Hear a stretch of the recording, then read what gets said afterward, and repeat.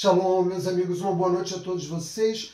No próximo Shabbat nós vamos estudar duas porções semanais da Torá, Vayakhel e Pekudei.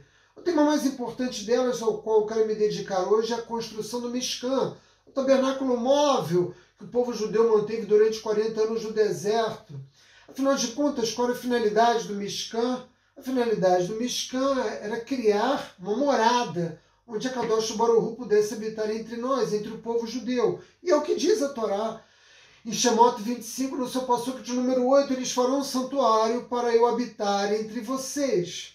Vejam, cada detalhe do Mishkan nos ensina a construir não apenas os elementos físicos do tabernáculo, mas construir a nós mesmos, na medida em que nos ajuda a nos transformar no tipo de pessoa que pode, de fato, ter um relacionamento significativo com Hashem. Não adianta Hashem descer dos mundos espirituais e a divindade viver no tabernáculo se o nosso povo não se santifica, se nós não somos capazes de construir um relacionamento com o Criador. E, na verdade, não existe uma outra forma de tornar a presença de Hashem manifesta no mundo senão através do nosso povo, né?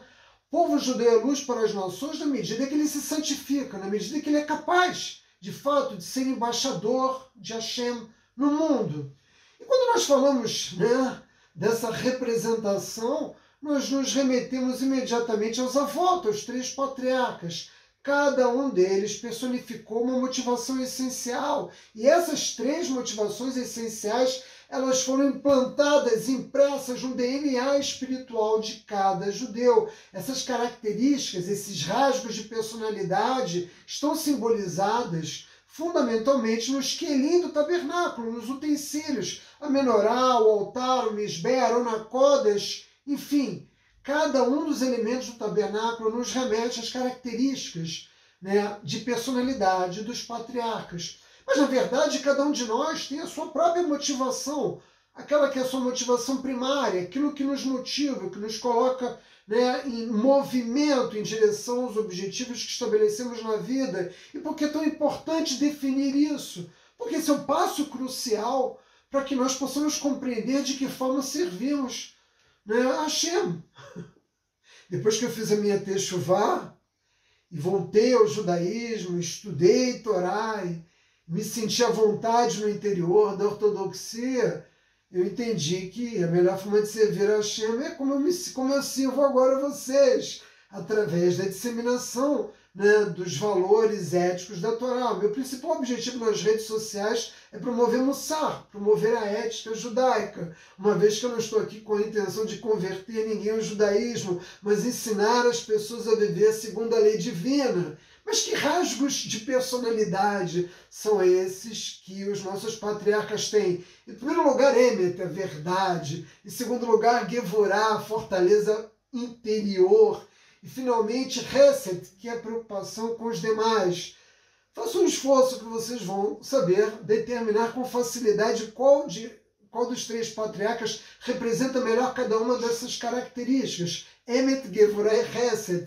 Quando nós vamos ao estudo da Mishnah no Pirkei Avot, nós vamos ver que esses rasgos, que esses traços de personalidade, eles fazem, na verdade, uma forte conexão com os três elementos que sustentam a existência no mundo. Torá, o estudo da Torá, o serviço a Hashem, Avodat Hashem, e finalmente Gemilut Hassadim, a prática de bons atos. Essas três coisas são essenciais para a criação de um mundo estável. Se não existir quem estude a Torá, quem pratique bons atos e sirva ao Criador, o mundo se colapsaria imediatamente. Não seria possível existir um mundo. Agora que nós sabemos disso, nós podemos tentar estabelecer uma conexão, né? Uma curiosa conexão entre cada um dos utensílios e o que eles representam no Mishkan e qual é a associação deles com os nossos patriarcas. Então façamos isso. Em primeiro lugar, Emet, a verdade. Ora, quem tem essa característica é quem tem uma dedicação fundamental à busca pelo entendimento dos segredos da Torá. Yaakov Avinu passou 14 anos estudando ininterruptamente na Yeshivá de Shem Ever, né? De modo que ele permaneceu sentado, né, sem jamais se deitar numa cama ao longo de 14 anos.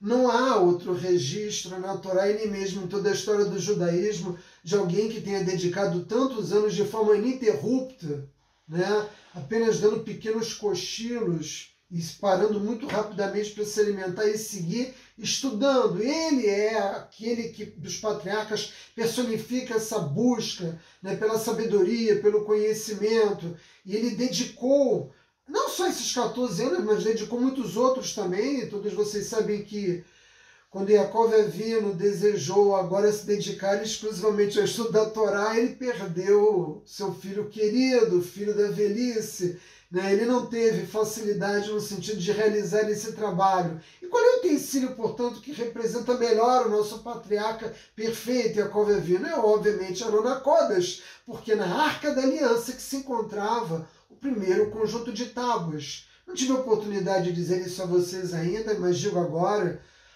O primeiro conjunto de tábuas que Moshe Rabbeinu jogou ao chão e transformou em escombros, eles foram guardados, e eles foram guardados justamente na arca. Haviam, na verdade, duas arcas, uma seguia, inclusive, com o nosso povo, no momento de batalha, nas guerras. O primeiro conjunto de tábuas, ele foi guardado, destruído, mas ele era guardado na arca, né? No Aron HaKodesh, ele ficava dentro do Mishkan. A segunda característica é Gevorá, fortaleza interior. O único patriarca dos 3 patriarcas que jamais saiu da terra de Israel foi Yitzhak Avinu. De fato, ele teve mais do que os outros o desejo de dobrar o seu ego, né? De abrir mão dos seus desejos físicos sempre para fazer a coisa certa. Qual foi o momento em que isso se manifestou? Quando ele se ofereceu para ser o sacrifício, né?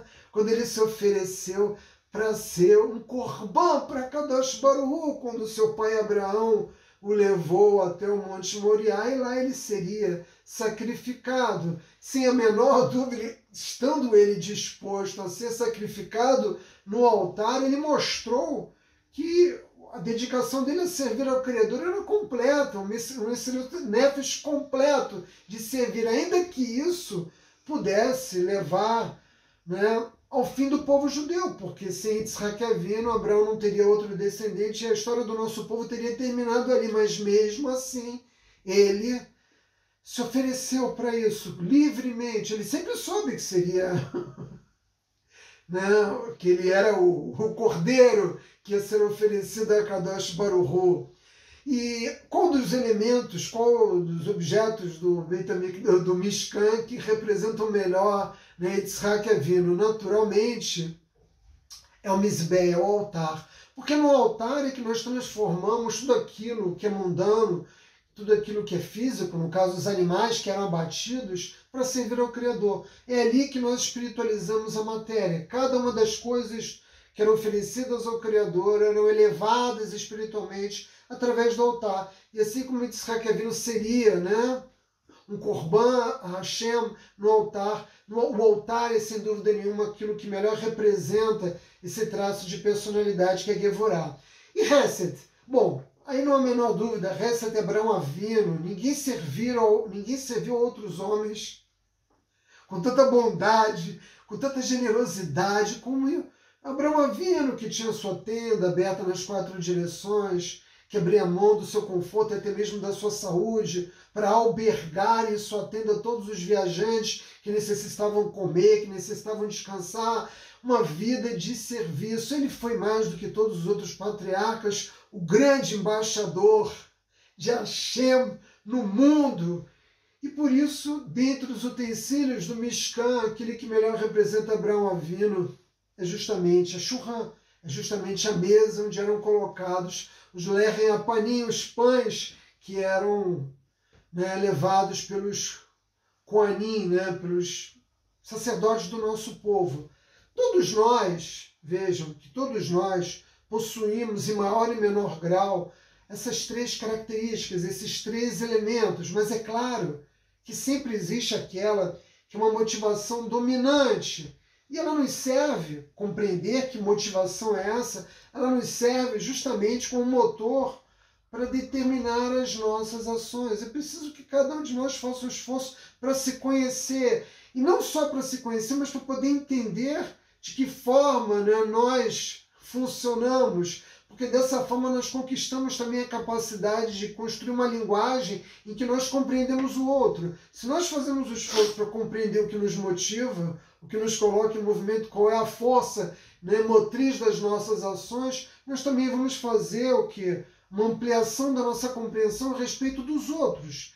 E um dos grandes fatores que dificulta a unidade do povo judeu é justamente pouco esforço que é feito no sentido de compreender o outro. Vejam, alcançar a sabedoria e o entendimento através do estudo da Torá, que é êmeta, é verdade, assumir a responsabilidade pelos outros, na aplicação da justiça, na luta contra o mal. Isso se manifesta de muitas formas, como todos vocês sabem, que é Gevurah, Yitzhak Avinu, e finalmente sentir prazer ajudando os outros, que é o principal elemento de Hesed, constitui, né, em resumo, aquilo que é o DNA espiritual do povo judeu.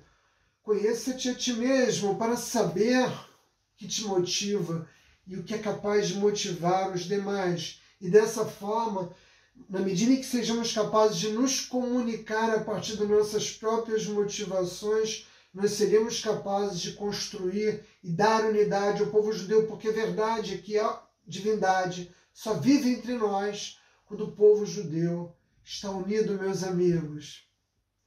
Vai!